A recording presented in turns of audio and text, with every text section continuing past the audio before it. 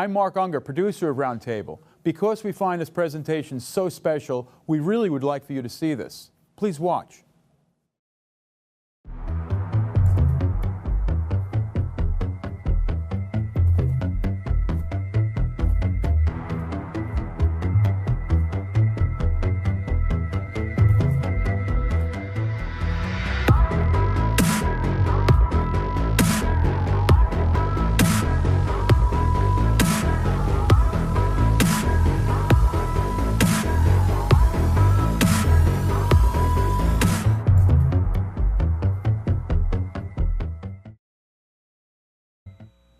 Good evening. Welcome to Single Shot at Roundtable at Manhattan Neighborhood Network. And today we have a very special episode.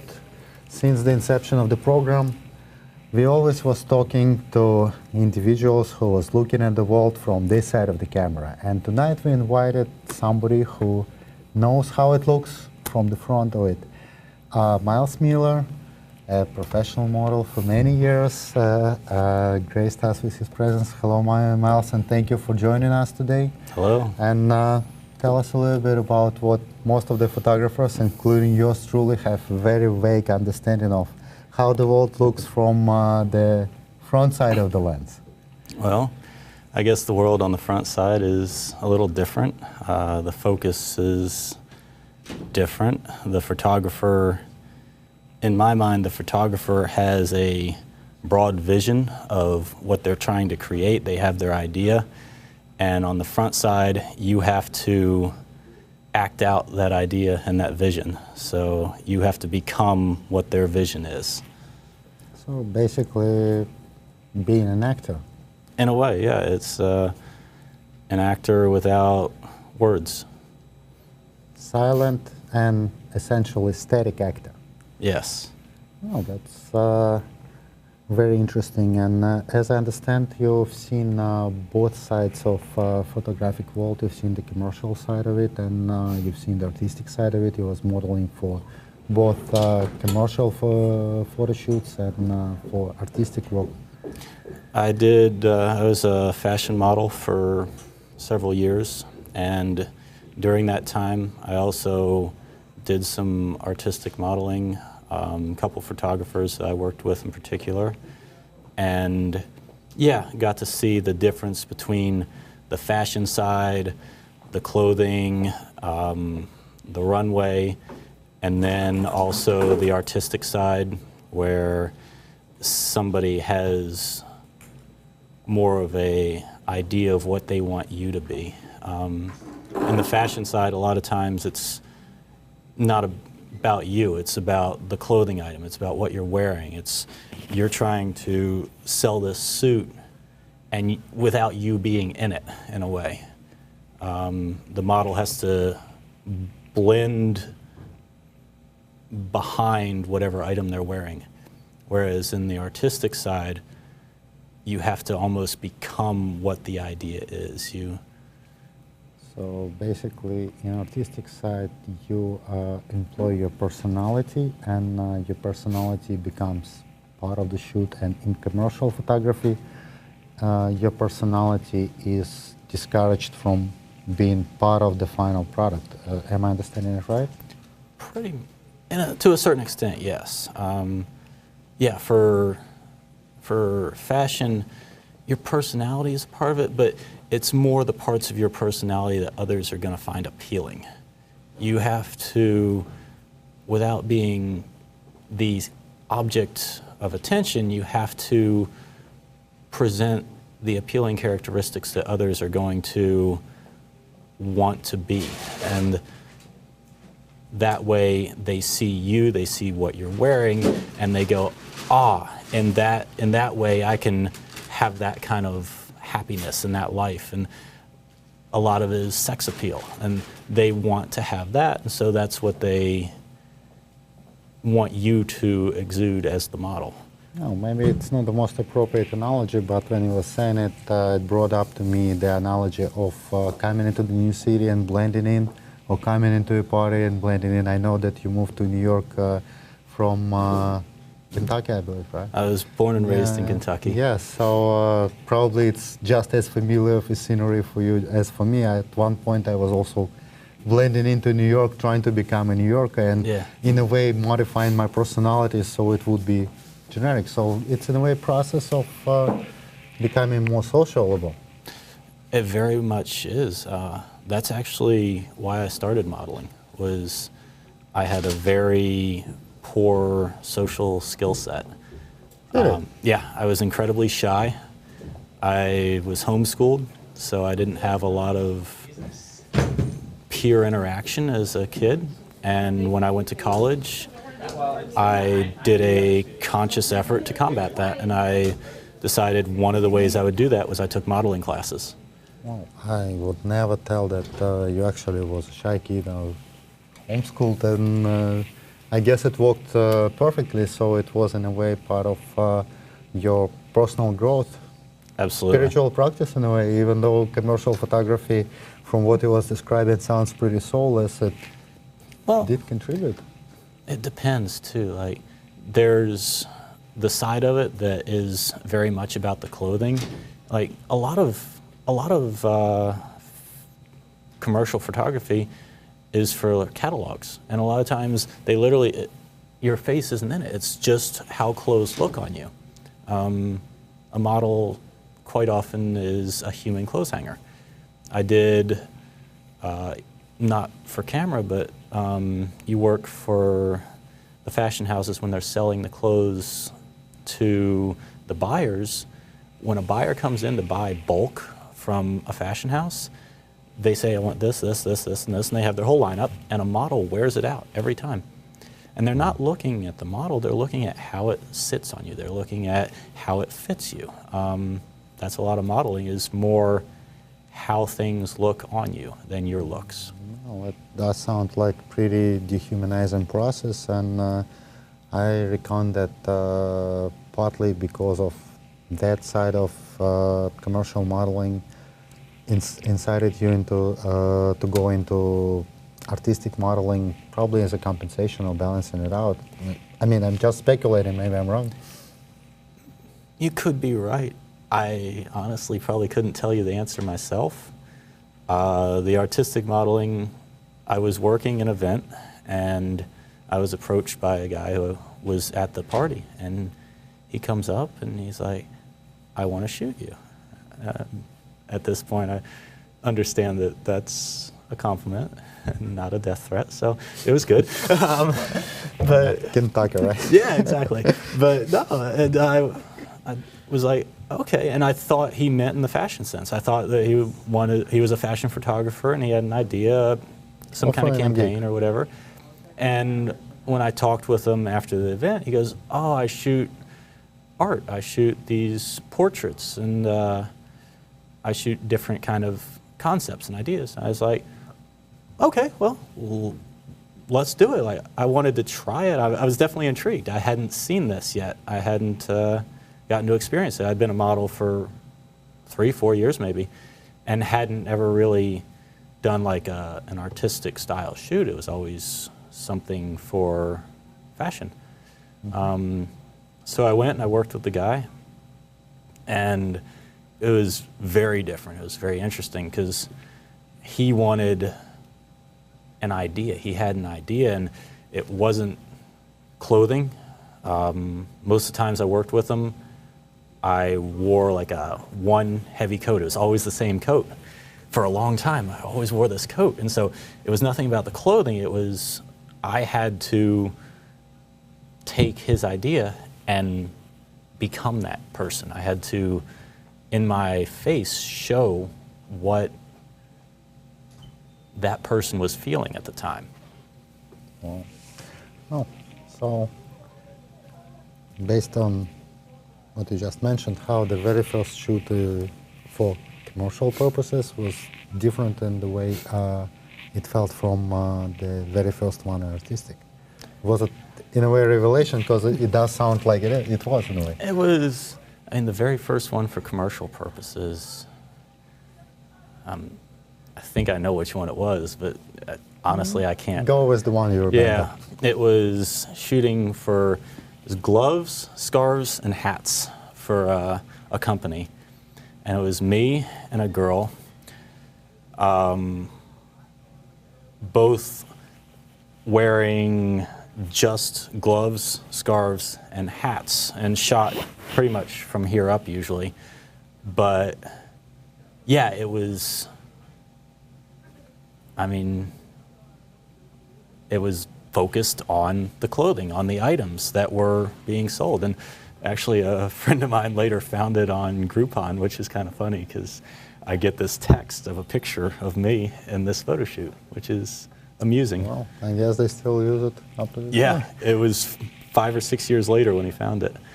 And then the first one for the artistic side was, there were 2 body targets from like a shooting range. Body silhouette profile, or body silhouettes with the bullseyes in them.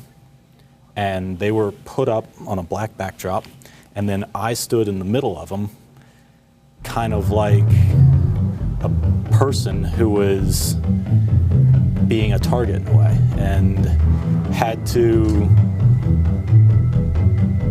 take on the persona of someone who was almost being made target practice. We'll continue on that after the break, and remember about this target practice. I have a question about that. Absolutely, sounds good. Welcome to Single Trick at Single Shot. Today we're going to be talking about switching from digital to film. A lot of people do nowadays, and if you decided to do that, either just to try or as your conscious decision to switch altogether, there will be a lot of things you will need to learn and a lot of things you will need to change in the way you photograph. But there is one thing that is very important, and you will really have to know it in order to avoid major disappointments. In digital, as you probably know, if you take a photograph, you really have to make sure it's not overexposed. Otherwise, there is nothing you can do. In RAW, white is always white. You can't change it. In film, on the other hand, overexposed image can be corrected through development of the negative, but underexposure sometimes is completely fatal and final. So just make sure that you will change it underexposure for overexposure.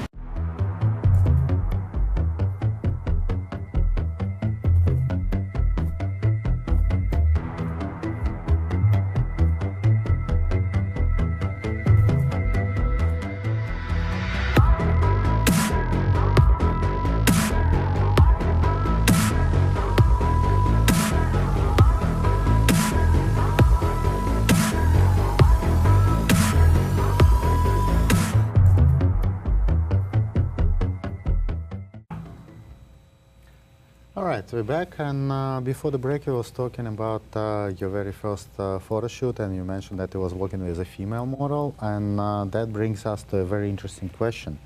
The difference between working as a male model and female model, as I understand, there is a huge discrepancy in the industry in the way they treat it, in the way they compensate it, and even looked at. Well, being a female model in general, I believe, is more prestigious than being a male model. If you think about it, most people who know the names of models know a lot of female models. They may know 1 or 2 male models' names, but if you're somebody who's not in the industry, you still know who a lot of the major female models are.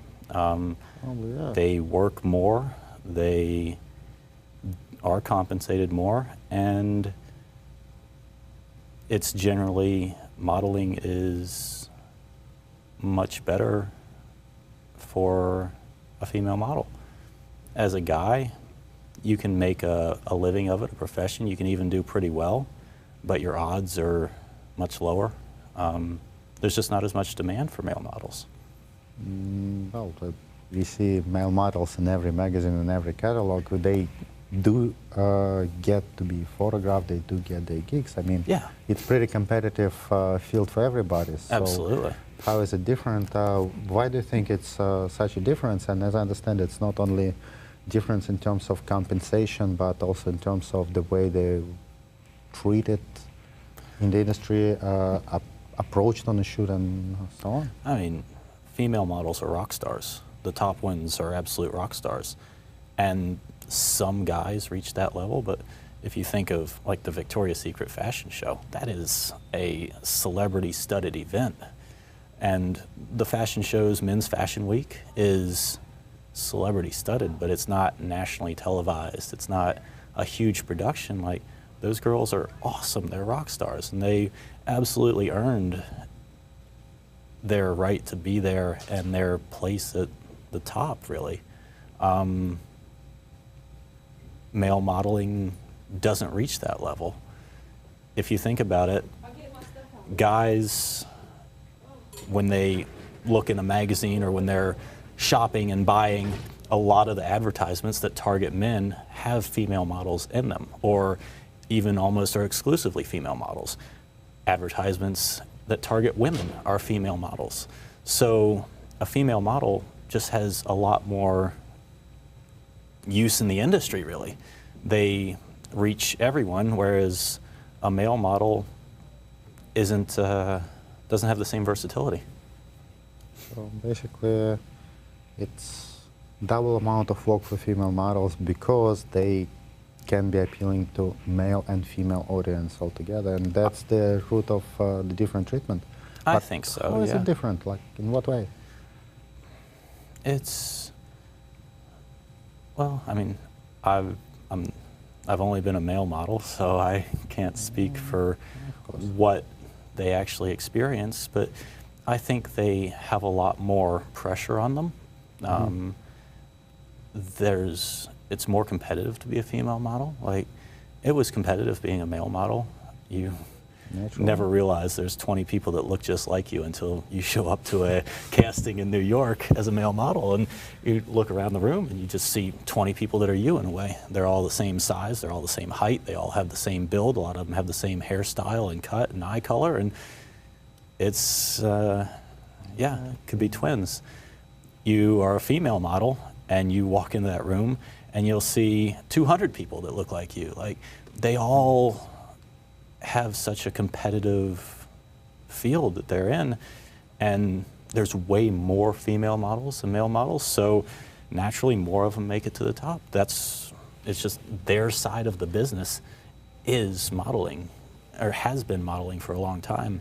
I don't think male modeling became popular until much later. Well, who knows where it's going to go from then on, but also we was talking about this photograph with two targets. Yes. And I wanted to hold the thought about targeting. So, as I understand, you went in the direction of modeling not just for fame and money, as most of the young people do when they choose in this profession, but you also had a target in mind in terms of self-improvement. Very much so. When I had the opportunity to come to New York, so I took modeling classes. I wasn't in New York when I did that. I was in college. I was in Oklahoma. And I took the classes and went to some expos, some events, saw people, and was told to come to New York to meet with agencies. And I came to New York and I met with 4 agencies, and 3 of them said no, and 1 of them said, yeah, we'll take you, we'll try you. I was green, I didn't know anything, I had like 4 pictures from my book. I didn't have any way of proving myself yet, but they said they'll try it. So I went back to Oklahoma. I finished my school and bought a ticket here 3 days after graduation. And yeah, it was kind of, my quest was to improve myself. I said, you know what, I'm not trying to be rich, I'm not trying to be famous. I want to go and I want to have this experience in New York that most people in the world would kill for, in a way. Like, Indeed. It's an opportunity, and to turn it down is in a way selfish. If you're given the chance to go and do something that everybody would enjoy doing and you turn it down, I didn't see that as being the right option. So I said, you know what, I'm going to go. I'm going to experience and have fun, and I'm going to try a different side of life. Well, so how this experience changed you? What did it give to you? Well, it kind of broadened my mind a lot. Actually went to school to be a pilot. I have a pilot's license. That's unexpected. Yeah, I went to flight school. I have 305 hours of flight training. I have a commercial license.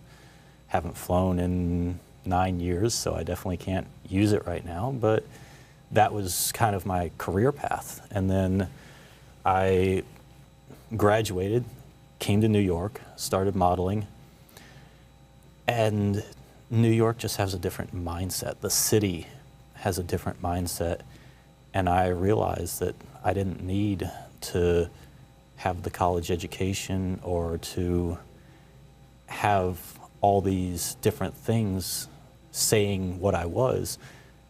I could just walk in a door, and if you had the right presentation, the right kind of charisma, you can walk in a lot of doors without really knowing what you're doing, but be accepted because you're going to put in the energy and try, and people will take that a lot of times over somebody who comes in with all the right paperwork and no drive.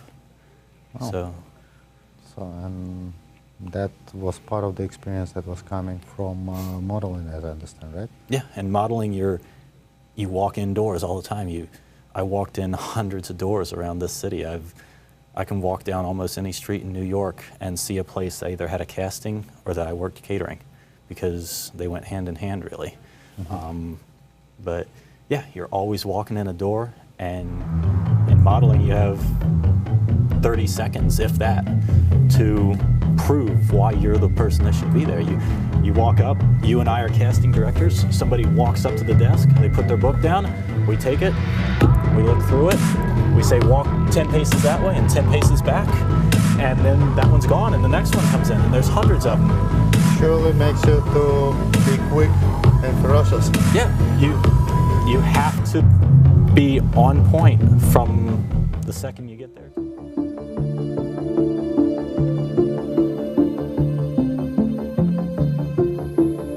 Today I will be talking about depth of field, so if you're familiar with the concept you can move on to the next episode.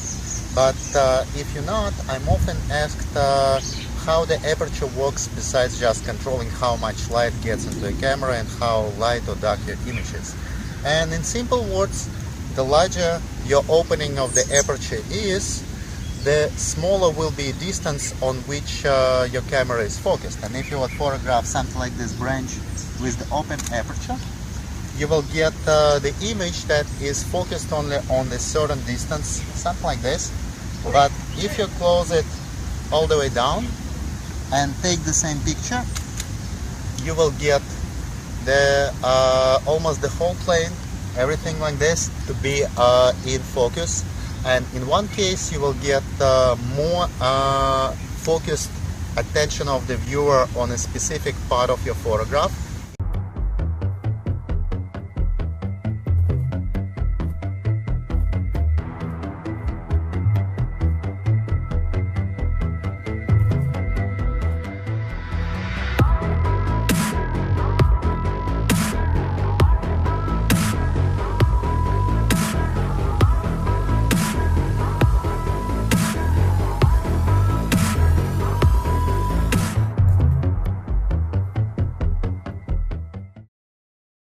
Alrighty, so we're in our last 3-minute section, and customary we're asking for an advice from our guests to our viewers who looking to pursue what he or she already doing so well. And in this case, the obvious question would be, what would be the most important thing for a person who looking to start a commercial modeling career to know about the industry, and what is the most important thing to avoid, to be aware of?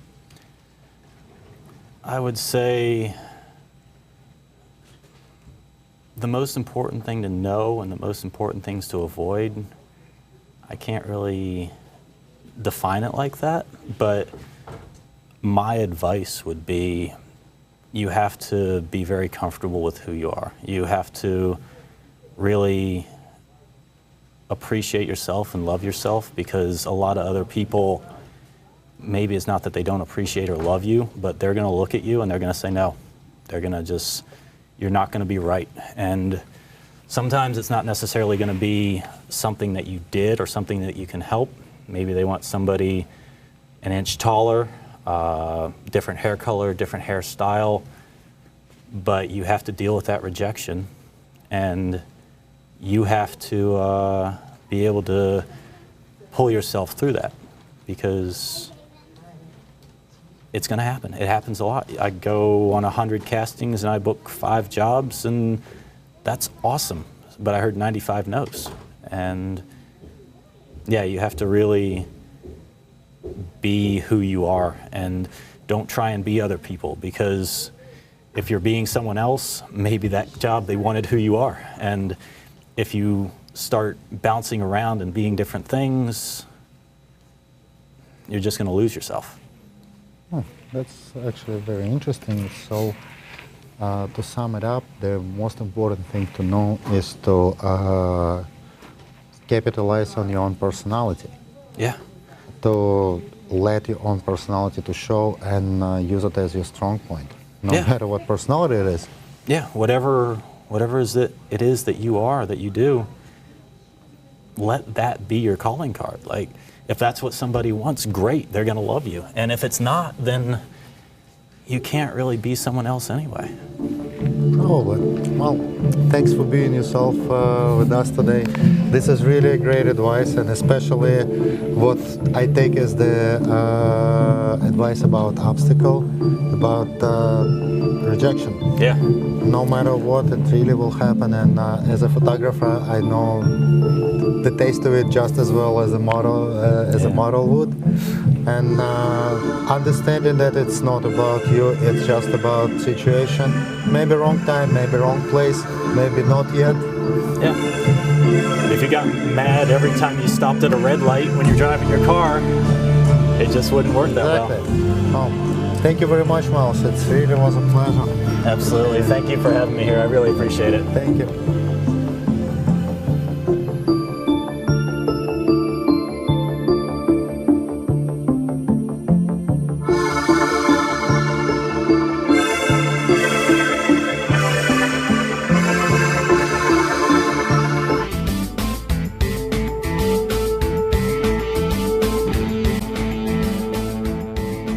I hope you found that worth watching as much as I did. I'm Mark Unger for Roundtable. Thanks for watching.